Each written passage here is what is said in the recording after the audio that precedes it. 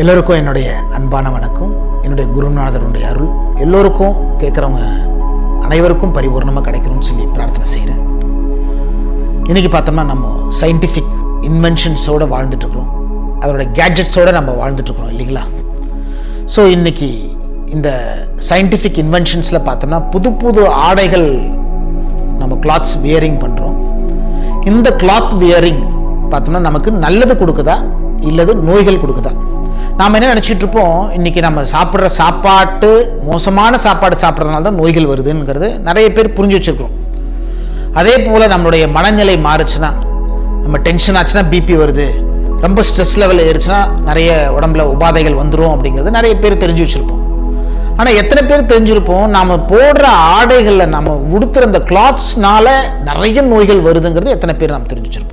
கொஞ்சம் அப்படி முன்னாடி போய் பார்த்தோம்னா அப்போ நம்முடைய முன்னோர்களுடைய கிளாத் வியரிங் எப்படி இருந்துச்சு, அவங்களுடைய லைஃப் ஸ்டைல் பார்த்தோம்னா அங்கே காடுகளில் வாழ்ந்துட்டு இருந்தாங்க.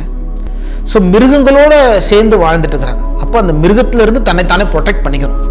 அப்போ ப்ரொடெக்ட் பண்ணிக்கிறதுக்கு என்ன பண்ணாங்க அப்படின்னு பார்த்தோம்னா, அங்கே இருக்கக்கூடிய தாவரங்கள் லீவ்ஸ், அந்த லீவ்ஸ் எல்லாம் என்ன பண்ணுறாங்க, இந்த லீவ்ஸ் இந்த மிருகத்துக்கு பிடிக்கலைங்கிறத தன்னுடைய நுண்ணறிவில் கண்டுபிடிச்சான். ஸோ அந்த லீவ்ஸு, அந்த பிளான்ஸோ வாட் எவர் இட் இஸ், அதையெல்லாம் அவங்களுடைய குகைக்கு முன்னாடி அவங்க பிளேஸ் பண்ணிடுவாங்க.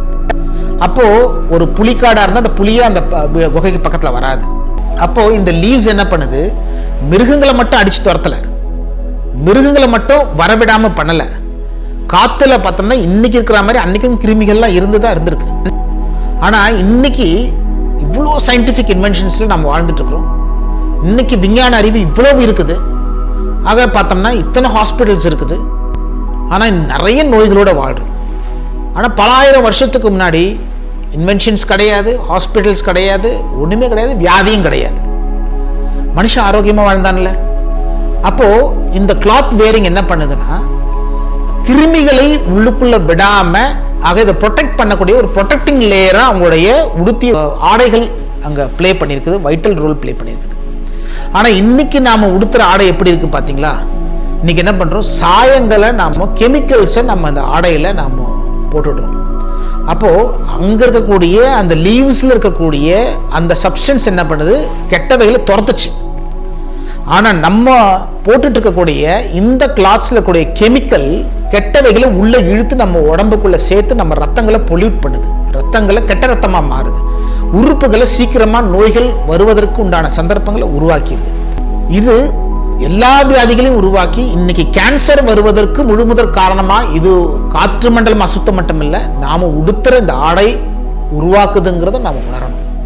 ஆகையினால நம்ம உடுத்துற ஆடை நம்மளுடைய வாழ்க்கையில் நிறைய வியாதிகள் கொண்டு வருதுங்கிறத மெய்ஞானிகள் என் குரு எனக்கு உணர்த்தினார். அதை நான் உங்ககிட்ட சொல்கிறேன்.